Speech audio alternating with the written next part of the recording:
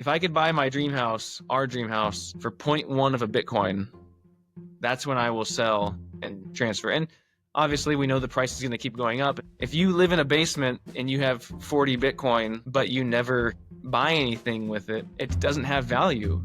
When the Bitcoin gives you something you want more than you want the Bitcoin. I don't think Bitcoiners need to feel bad, so bad, when they decide to spend their Bitcoin, because if it gives you something that's going to drastically improve your life or give your family or you something to cherish and hold on to, and it's going to help you establish deep roots and give you an immense sense of meaning, then I think the purchase is worth it. Today, I'm excited to welcome Matthew to the podcast.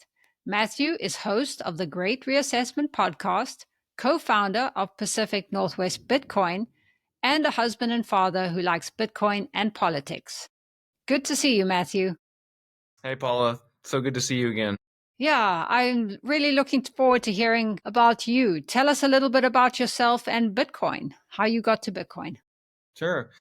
So the year was 2020. I know that's a year for a lot of people who got into Bitcoin. And so for me, it was kind of like right in the middle of the pandemic.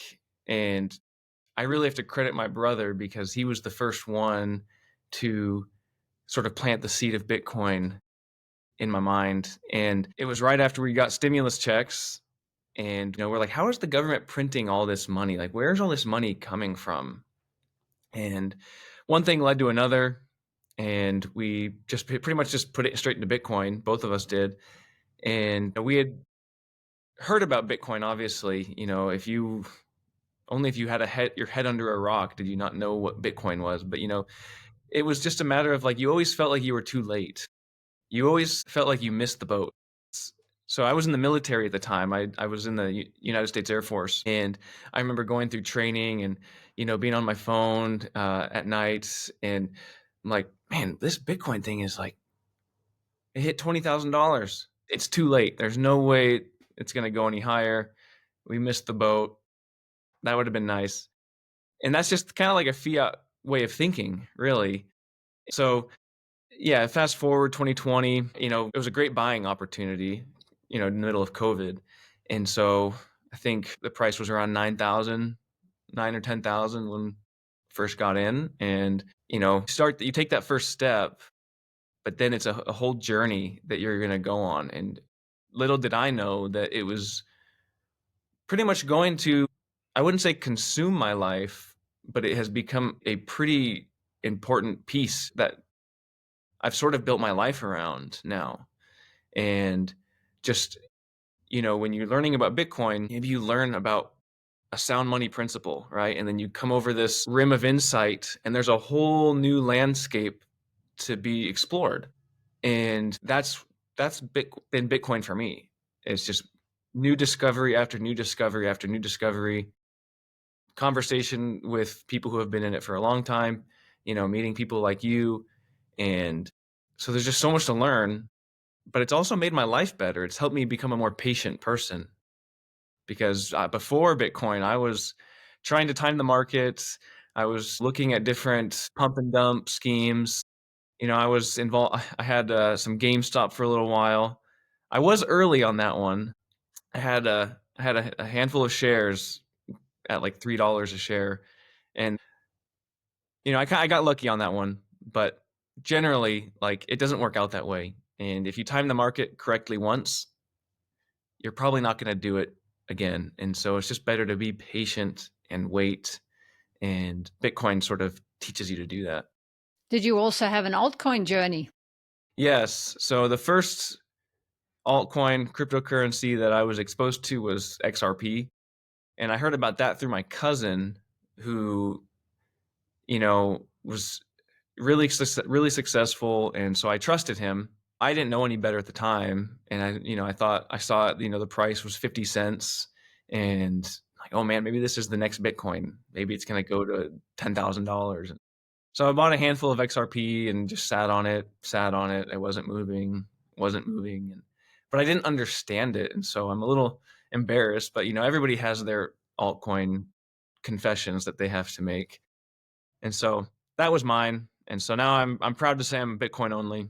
Well, you got it pretty quick, right? I mean, you only had to have one altcoin. But you mentioned that you also were investing in other things. Does that mean you only invest in Bitcoin now? Pretty much, yes. I mean, I have a 401k, which is another fiat scheme, but I don't really have a choice in that. It's because I have a fiat job and it's sort of forced upon me. So I do have that sort of indirectly. And then, I like MicroStrategy.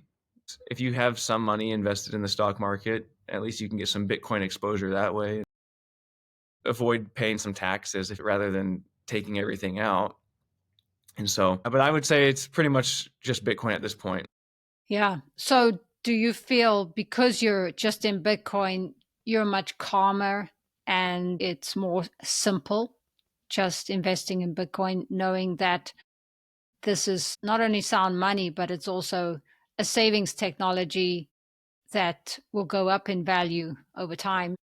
Yes, I am confident that it will go up in value over time, but part of it is when you have your Bitcoin in multi-sig, cold storage, it's not readily available. And when it's not readily available, you don't really give into those impulses of selling and trying to buy something else. If your money is on Robinhood and you can just sell and rebuy something else really quickly, you might give into those temptations. But I sort of view having Bitcoin it would take days for me to move Bitcoin. It's incredibly inconvenient. So I know it's staying there for the long term. And so even if I did have a moment of weakness where the impulse to buy something that I think is going to 10x in one day, it's just incredibly inconvenient. I wouldn't be able to. And I like that about Bitcoin. I like that about having it saved in a way that, yeah, I couldn't move it. And it shows that you believe in it for the long term. So that's what I would say. That's true.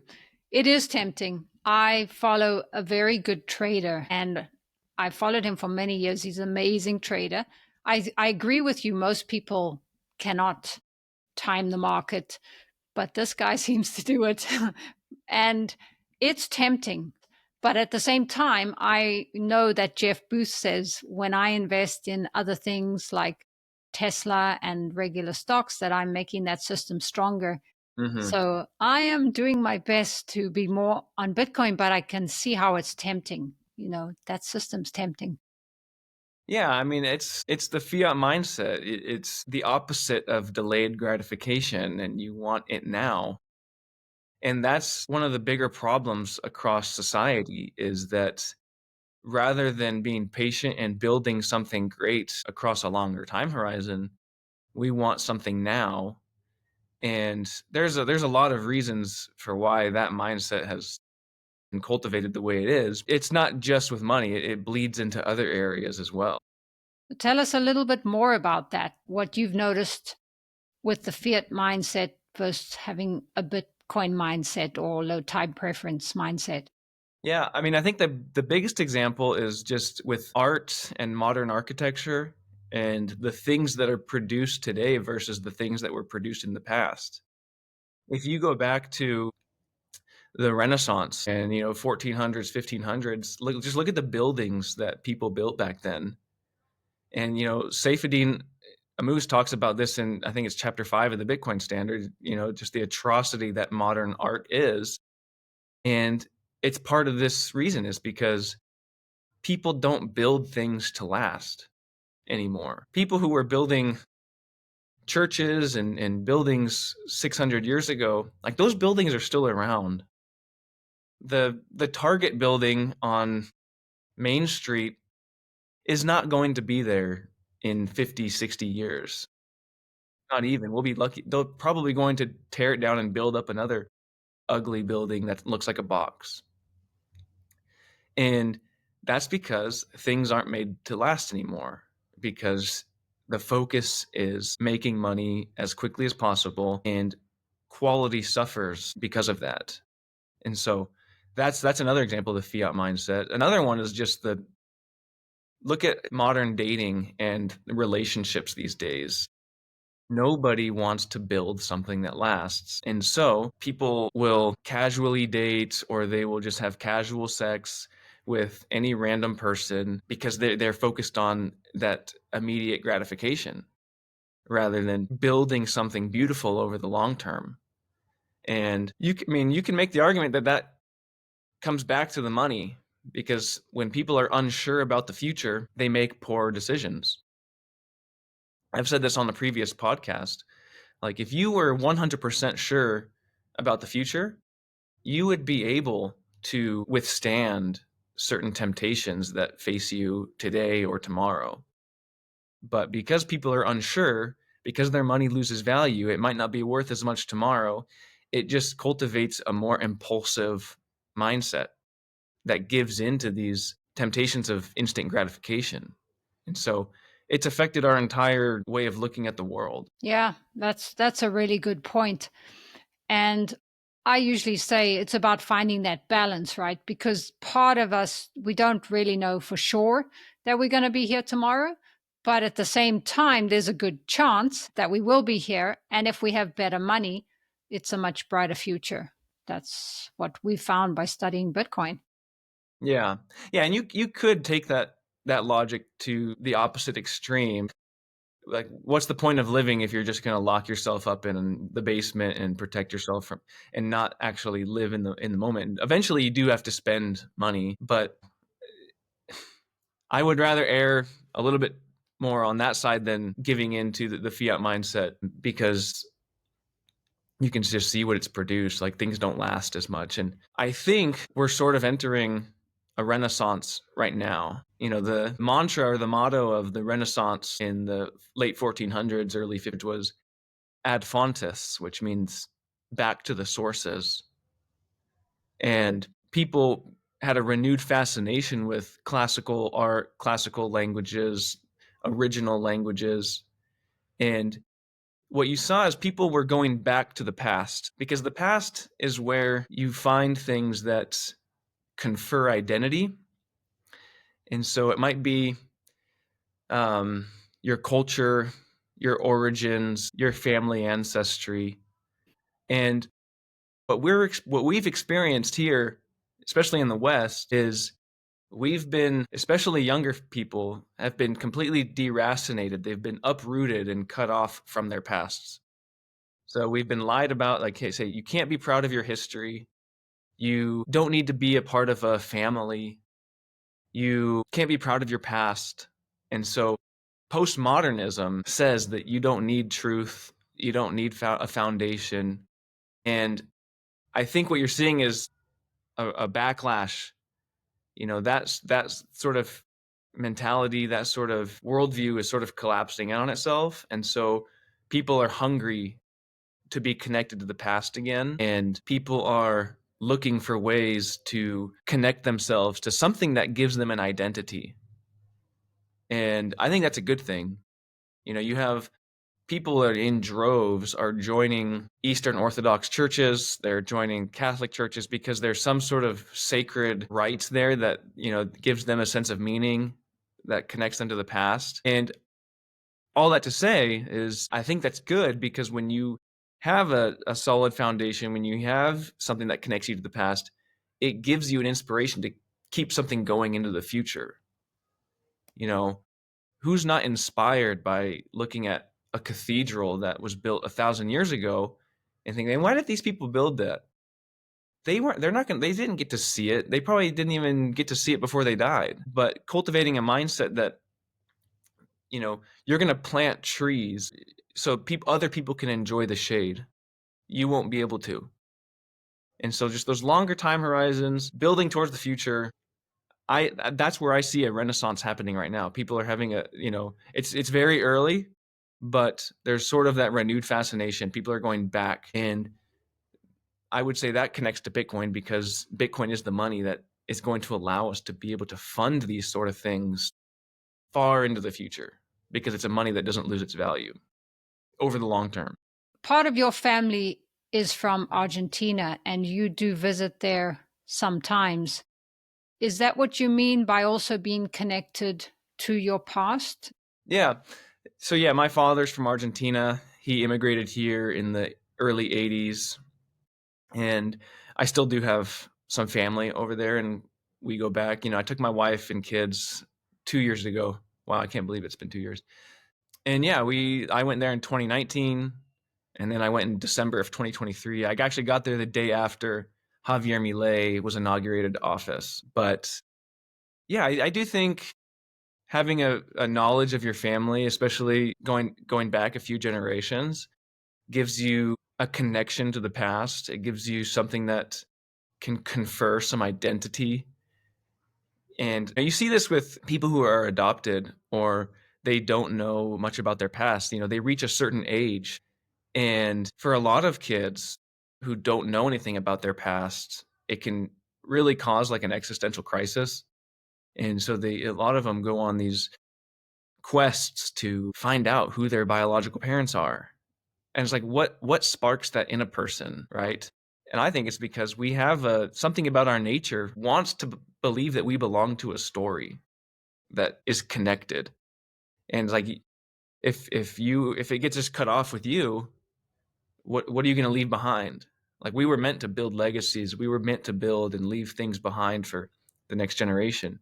And so, yeah, I like knowing about my story and the culture where my dad comes from, and how it influenced me.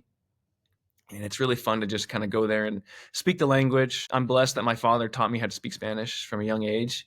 And so being able to eat the food, speak with people, learn just how Argentinian people are, that they are truly a people, whether they disagree politically, and maybe they don't see this as much, but as an outsider kind of coming in and hearing one person talk and another person talk, and hearing like just the sense of humor, the sarcasm, the jokes, and it's like they're a people.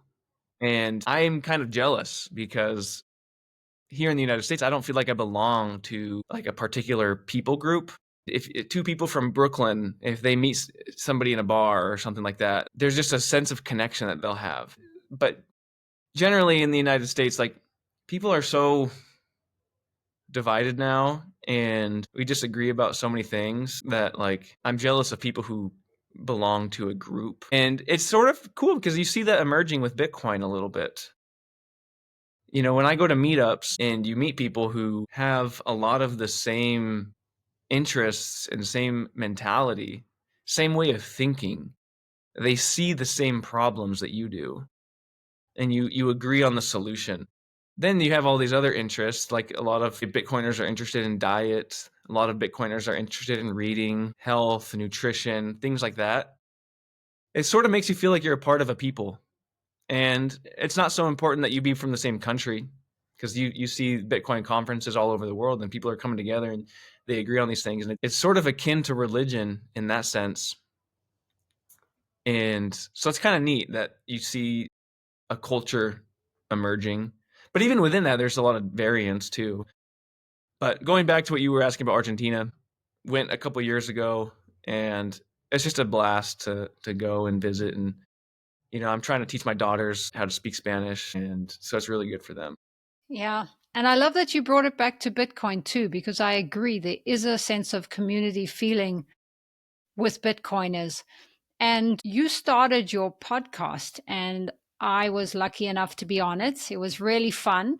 I love the name of your podcast, The Great Reassessment, and your introductions are amazing. I really recommend people take a look at Matthew's editing skills.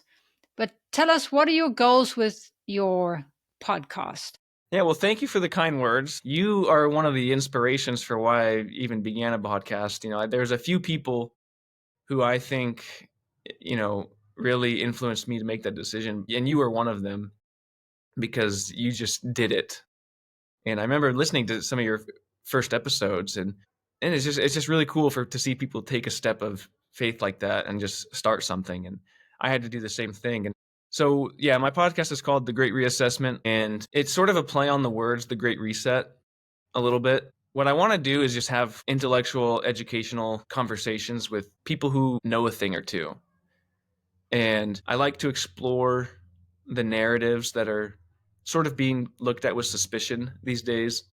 So I have the picture of somebody pulling back the curtain. And I feel like that's what describes our age is people are pulling back the curtain to see what's behind, and they're realizing it's just a bunch of nonsense. And we've just been lied to about what we're supposed to eat, how we're supposed to save, what type of lives we're supposed to live, the history we've been taught. A lot of it is just peppered with lies. I wouldn't even say peppered. I would say it's just peppered with truth, but most of it's lies.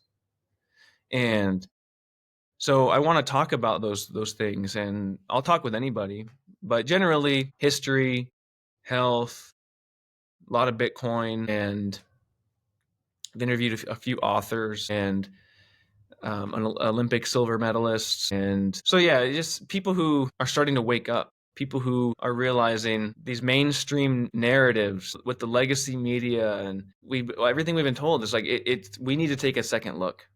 So reassessing. And I don't think I'm going to give anybody the gospel in my podcast, but I think it furthers a necessary conversation that right now is the worst possible time to take our foot off the gas when it comes to looking behind the curtain, so to speak. Like, we're uncovering a lot of things. A lot of people are realizing that there was just so many lies that we've been told, especially when it comes to our health. And now is not the time to take our foot off the gas. We have to keep investigating. We have to keep talking.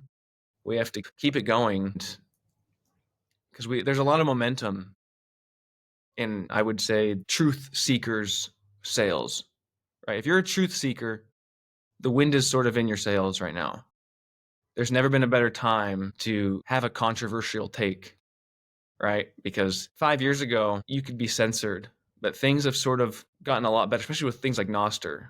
You can have conversations, and there's conversations happening today that I would have never guessed, right? So that's what I like to do. I like to talk about things that maybe 5 years ago people couldn't talk about. Yeah, that's really, really cool. And I think, like you mentioned, you just have to start and keep going, because I think we'll all find our voice. And obviously, you felt in some way you needed to get the word out about Bitcoin and about the truth. Yeah. And everybody has something to say. I'm really starting to just embrace the internet as a whole. I used to look at the internet with a lot of skepticism, and I know there's a lot of dark things and evil things that happens through the internet as a medium, but it is the new public square in a way, the new town square. And I think I heard a pastor say this one time, is like, we need to be good stewards of the public square. And that's the internet now. And so the voices, the messages that are proliferating, it's like they need to be good ones. And so I just want to play like my very microscopic part. And it's fun too. It's really fun to be able to talk with people that, even if we weren't recording, I could easily talk to this person or you for 2 hours. And if people find some value in that, like, might as well record it and put it on the internet. Yeah, absolutely. Before we started, we were talking a little bit about what's going on in the US with the tariffs, with the Bitcoin strategic reserve. What are your thoughts on what's happening in the government at the moment? So before getting into Bitcoin and the rabbit hole that takes you on, two of my favorite thinkers and economists were Milton Friedman and Thomas Sowell. And Thomas Sowell is still alive, by the way. But both of them are sort of, I would say, they're not in favor of tariffs. And I would say I kind of leaned that way because following their argument is that it's not in spirit with a free market. It raises costs unnecessarily, and everybody ends up losing in that situation. And I see that argument, and I'm not an economist, and those are people that are way smarter than me, right? But I just sort of feel like we're in uncharted waters right now. Like, globalization and how much we depend on things being manufactured in other countries, especially like the amount of military equipment that is needed that is produced in other countries, like, that can't be a good thing. that our defense, to some extent, I don't know, like I couldn't put a percentage on it, is dependent on products being manufactured. And that's a point of weakness. And I was having this conversation with my brother and a friend the other day. I think we might have the first long-term thinking president in a long time. And when you think long-term, you have to make sacrificial decisions that hurt. They hurt. If you want to get married and have kids and build a family, there's a lot of pain down that road to build something good. If you want to quit being an alcoholic, you have to go through withdrawals, and it sucks, okay? We've been so used to the market going up and never stopping, and money printing just keeping the economy going, and people just enjoy the gains, right? Not paying attention to the purchasing power of their dollar. But if we truly do have, and I say if, the first truly long-term thinking president, there's going to have to be some sacrificial decisions that are made. And there's going to be some points of pain. But the other option, if you just keep kicking the can down the road, is that we just keep offshoring production, manufacturing, and the United States just fades into non-existence. And we have a peaceful, sort of sailing out to sea, just never to be seen again. I don't know when that would happen, but that's the feeling I get. A country can't survive if it doesn't do anything, if it doesn't produce anything, if it's not manufacturing anything, and everything just keeps getting offshored and offshored and offshored, and you become weak because your military supplies are produced overseas anyways. So the inevitable future of that is non-existence. Well, why don't we try to bring things back, to once again isolate ourselves economically? And a country is a country for a reason, because it has a people, it has a culture, it has a market, it has an economy, it has a sovereign government, and it's a sovereign nation, and it's an entity. And I think Trump sees that, where, look, we're either going to fade into oblivion, like fade into non-existence, or we can try to save this inevitable future, this sinking ship, so to speak. And heck, it might not work out. We don't know what tomorrow will bring, but let's create things here again. I think you're seeing that. There are some businesses that are bringing back their manufacturing to the United States. I couldn't name all of them, but like I said, I think we're in uncharted waters. And so I don't know. I really don't know what's going to happen, but I like to see people trying and having tenacity. Try something new. What we've been doing is not working. And to think long term, to build something, it's gonna require hard decisions. And you're not gonna have a perfect score in the process. Like, you're gonna make mistakes. And so yeah, that's kind of what I think about that. I'm optimistic. Yeah. I think you made a good point. And I agree that we do have to try. I know that there are a lot of people who are skeptical that this will work, but the only thing that we can do is wait and see. And I agree, we do have to try something, because, like it or not, those tariffs are on us too. So this is a way to try to even the playing field.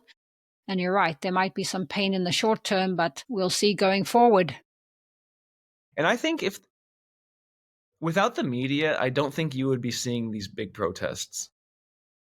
It's politically convenient for them now. That it's politically convenient now for them to make this the new issue. I am not the Trump apologist here, but I have common sense, and I can see, his first term, it was all these phony stories, these hoaxes to disparage him and slander his reputation. And then he won this next term, and they realized that the same tactics aren't going to work. So they put all the focus on Elon this, Elon that, and then that wasn't even working. And now this is kind of the niche that is sticking. People, because money's involved, and it's a point of criticism. But I mean, I really don't know that you'd be seeing any protests if it wasn't for the media sort of blowing this, out of proportion. The stock market has seen dips before. It's nothing new, and it's inflated. It's artificially inflated as it is. So Like you're worried about these gains that are really just connected for the most part to an inflated money supply. And I just don't get it. Like I there's not enough that could convince me to throw my arms up in protest and make that, something to complain about. Because, and usually it's the left right now, which their big thing is against the rich, right? And it's like, aren't you happy these people are losing money now too? So it just seems like a big contradiction. And, you know, the progressives are the people who really, they championed electric vehicles. And now they're painting swastikas on Tesla cars. It's just, we are so ideologically driven today, and it just hunker down, stack sats, and work for a money that doesn't allow for a world like this. Yeah, absolutely. Because whatever happens, I have spoken to Larry Lepard, James Lavish, and many of those people still say that the government's still going to have to print money. So, yes, we are possibly on a good trajectory, but we are going to still have to print money. And that's why we keep buying Bitcoin. I mean, there's two trajectories, really. Like, there's the cultural reformation trajectory, which is tied to money, but at least there's people wanting to change and be more future minded and make decisions that don't lead to instant gratification and all that, religion and things like that. But then there's the economic side where we're on a snowball that's just going down a mountain, and it's just getting bigger and bigger and bigger. And any attempt to stop printing money it's going to lead to an economic disaster eventually. Yeah, because I was speaking about this before. Even if things do get better, I don't see us on a Bitcoin standard anytime soon. Mm-hmm. So, we're going to exist the fiat rails and the Bitcoin rails. And as you and I know, everything falls when priced in Bitcoin. And that's why we save in Bitcoin. Yes. Yep. What are your long term goals with having a family? And how does Bitcoin benefit you? Yeah. So I am blessed by God. I have an amazing family. I was blessed with a wonderful wife, and I have 3 wonderful kids now. And Lord willing, if it were up to me, I would love to have more kids. And, one of the reasons of people choosing today not to have kids, especially young people, is because of how expensive they think it is. And it is a cost. And things are only getting more expensive, but I don't think that's enough of a reason. So yes, with Bitcoin, I was into Bitcoin, first got into Bitcoin before I even got married. Going to celebrate 5 years with my anniversary this year. So I had met my wife, we got married right after I had gotten into Bitcoin. And marriage and family for me has just kind of been a big journey. You don't really know what's on the horizon necessarily, but you need to prepare for it, and you need to start having habits and principles of somebody who's a provider and takes care of a family. And so my dream with Bitcoin would be that it allows my family to pursue a lifestyle that we love. My wife, she's a wonderful baker, gardener, wonderful mother, and we want our kids to be producers. So we garden, we have chickens. One project we're working on right now is we're building a mobile chicken coop, one that can move around our yard. But we want to be sovereign. We want to be self-sustaining. And so if Bitcoin can be the money that eventually allows us to do that, we have goals. Eventually I'm going to have to sell some Bitcoin or trade it to buy, a dream house or something like that. But my dream would be to have lots of kids and to have a dream house that is where we could raise a big family, and grandkids and great grandkids could see that, where we planted deep roots, and just to have that sort of continue and pass the baton onto them. And I want to be involved in their education and in their lives. I don't want to work from 8 to 5 away from them all day. And Bitcoin has allowed me some opportunities to be home. And, I think, as a Christian, I think fathers need to be the ones educating their kids, or they need to be playing an active role in it. So often we just delegate that to the mom, or we just send our kids off to a government school. But I have a responsibility to educate my children. My wife is obviously involved in that, and I like to say this: I want all of our hands to be pushing the same plow, so to speak, where as a family we have something that we pursue together. And so homesteading, being on a plot of land and having a home that we have deep roots in, I think all those things are pretty consistent with what Bitcoin, like the principles and the ethos, all support. And being future minded. So that would be my dream. I always say, I hope this gets to happen in my lifetime, but like, if I could buy my dream house for 0.1 of a Bitcoin, for 10% of a Bitcoin, like that's the goal. But when that's possible, I don't know if it's going to be 20, 30 more years, and might have to adjust that a little bit. But if I could buy my dream house, our dream house, for 0.1 of a Bitcoin, that's when I will sell and transfer. And obviously we know the price is going to keep going up. And so maybe if you wait a few more years, it could be 0.05 of a Bitcoin, right? But you have to make the decision to sell or trade or purchase, however you want to say it, eventually. And, the value of something is only realized when you transact with it. If you live in a basement and you have 40 Bitcoin, but you never buy anything with it, it doesn't have value.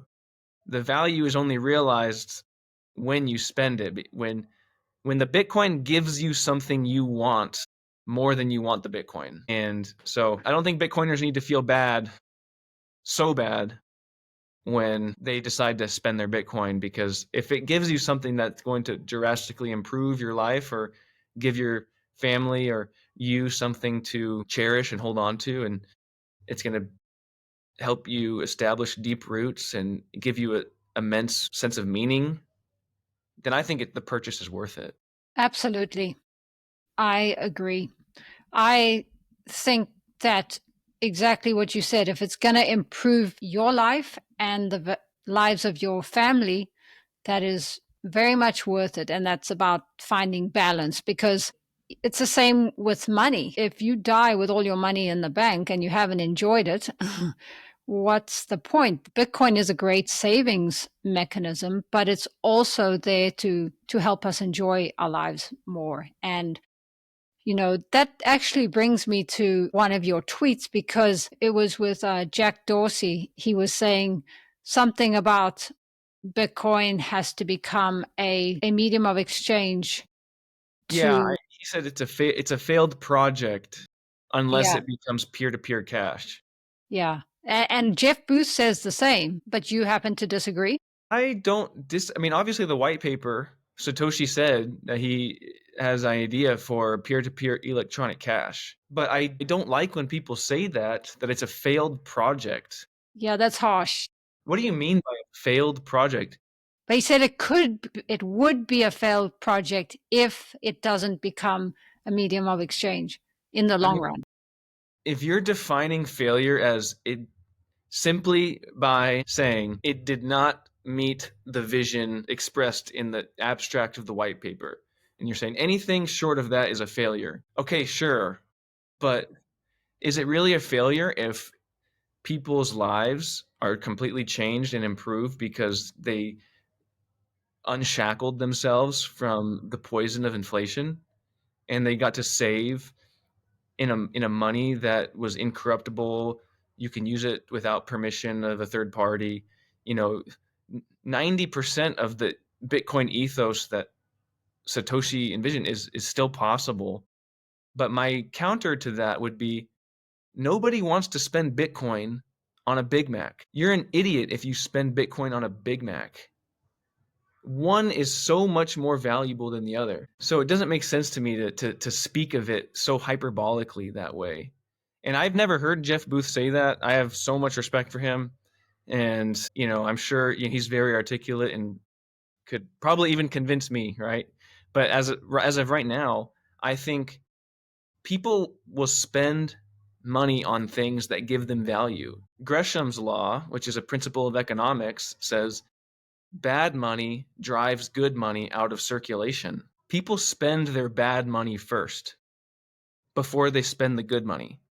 You go to any prison where people trade cigarettes as money, they get rid of the cheap ones first. So if I have two monies, Bitcoin and dollars, I'm probably going to spend the dollars first because that's the bad money. And yeah, I'll buy something cheap that's going to break for dollars, but I'm not going to buy something cheap that's going to break with my Bitcoin. That's stupid. So I think we need to have an entrepreneurial renaissance in this country before we even get close to talking about it's a failed project if people aren't spending their Bitcoin every single day. I don't get paid in Bitcoin yet. Like it's the infrastructure is just not there yet. I'm not going to buy a house that's only going to last 20 years with Bitcoin. I would buy a house that is beautiful and has a great foundation, something like a masterpiece of a work of art. These things go together. One of the reasons why we can't buy those things is because our money can't afford it. Saifedean talks about this.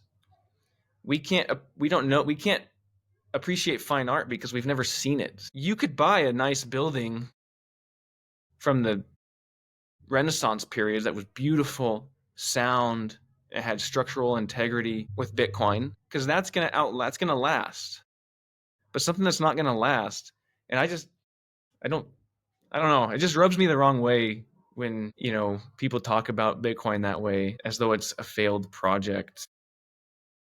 And I don't think he was saying that. I just have to say, I think Jack Dorsey did say that those were his exact words. I know, but only if it didn't become a medium of exchange. But I have to say, your points are absolutely valid, and especially for the Western world.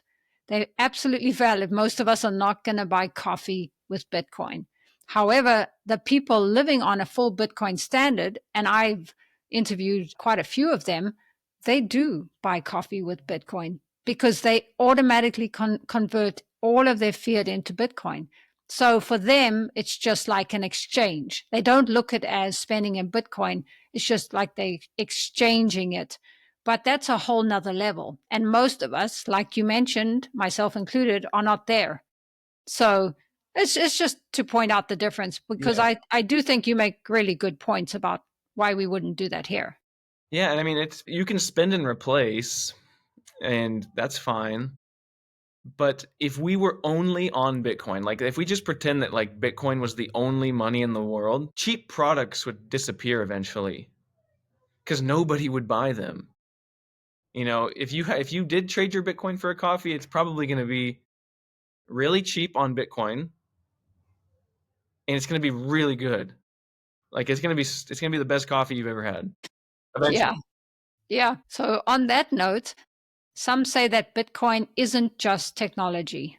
It's a spiritual nudge, a silent invitation to exit the illusion and re-enter alignment. Do you agree with that? That was a very deep quote. I know. I Oh, do. and yeah, so is Bitcoin spiritual to you? So I am a Christian first. I believe that I was put on this earth.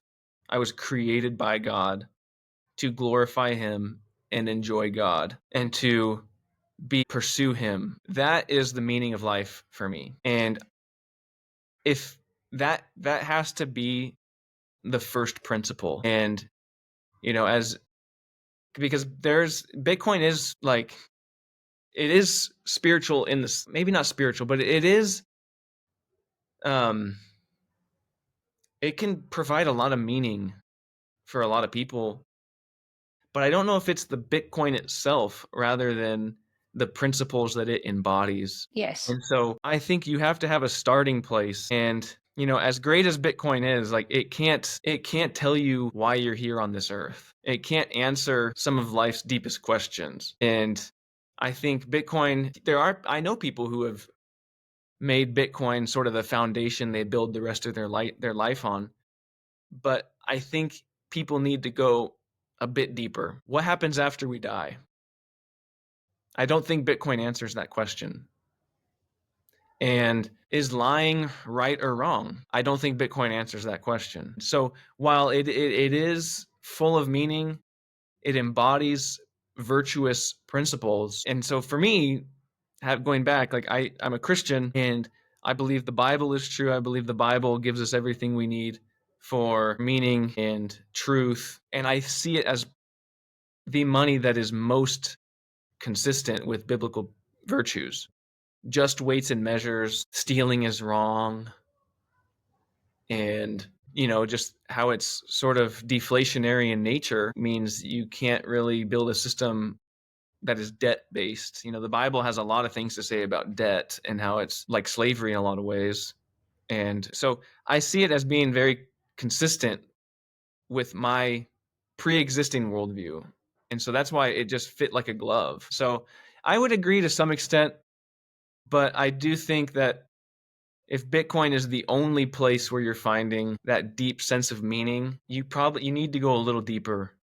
And I shouldn't even say you need. People can make their own decisions and people are on their own life journeys. But for me, I don't think I would find it that those roots go deep enough. And I think that answering some of those life's deepest questions, like what are we here for? Who created the universe? What happens to us when we die? Bitcoin is insufficient for those things. Absolutely. And I ask that question to a lot of people. As you know, Bitcoin is more of a tool. And the more I learn about Bitcoin and that everything is downstream of money, a tool that can create a whole better society just has a spiritual nature to heal many people in different ways. So it's not that in itself it is spiritual, but it does have everybody I speak to becomes a better person from it. And on that note, how has Bitcoin changed you? Yeah, those are great points. I totally agree with you that Bitcoin is a tool, and as you spend more time with it, it makes you more patient. And when you're more patient, you make better decisions, making you a better person. And one more thing, because you said that it's even making you a better father. You are going to be a better father because you can spend more time with your kids because your money is gaining value instead of you having to work for the rest of your life just to retire and pay for your kids' education. It's making you a better father. I agree. It will hopefully, we'll see what happens in the next few years. But I think Bitcoin has, to answer your question, if it's made me a better person, I think it's just helped me create better habits. I know that I'm an imperfect human being. I can feel it in the core of my being. I have judgmental thoughts about people. I have gossip from time to time, and I can be very self-serving. And when you have children, you realize how selfish we really are. That being said, I don't think Bitcoin makes me not those things, but it's a tool to help cultivate those better habits. And we are habitual creatures and we learn by what we do. Something just doesn't poof make you a better person. Like you learn by imitating other people. You learn by what you do. You become what you do time and time again. And if time and time again you're practicing patience and waiting, I think that's how Bitcoin kind of leaves its mark on people. Yeah. What about you? What have you noticed? How's it changed me? It made me more patient. It gave me more hope. I've always been somebody who likes fairness, and with Bitcoin, it's a protocol that anybody in the world can participate. Doesn't make that doesn't mean that we make everybody equal, because we know that some people work hard, make more money. I'm not saying everybody has to be the same, but at least it gives opportunity to many more people in the world for what I can see a better world and a better life. So, but it just takes a little bit of leap to get there. And so that's why I started my channel, because I was hoping that people, by talking to lots of different people, other people could get an idea of, well, maybe this does make sense because look, this person's like me and gets Bitcoin. Yes, the hope part is big. It sort of gives us the idea that, like, hey, maybe we don't have to work more to make up for this inflationary deficit that we keep losing. And maybe my life can eventually look different. The life I want to live can actually be funded with a good money. And so I totally see that point. I can, and hope just can help bolster your patience, because it's hard to be patient without hope. That's true. I didn't think of it that way. Well, thank you so much for joining me today, Matthew. I really enjoyed this discussion. Tell us where people can find you. Yeah, Paula, the pleasure is all mine. I am much obliged. Thank you for giving me an opportunity, and just it's great to chat with you again, because I felt like when you came on my podcast, we could have kept talking. So yeah, you can follow my podcast if you just look up the Great Reassessment Podcast. It's pretty much available everywhere: YouTube, Spotify, and Apple Podcasts. My Twitter is realmastro21, and we didn't get a chance to talk about this that much, but so the co-founder of Pacific Northwest Bitcoin. You can follow P&W BTC. One thing we're trying to start is a local Bitcoin economy that's circular, and maybe it'll turn into our own Fediment here, but we're getting some local businesses to orange pilling them and hopefully trying to grow out from there. But yeah, the podcast handle is Great Reassess on Twitter or X. And so just really thankful for having me on, Paula. Thank you so much. And I'll put links below. And I really did want to talk about what you're starting there. We'll have to chat again and we will talk Absolutely. about it. Yeah. Have a Thank good one. you. Thank you.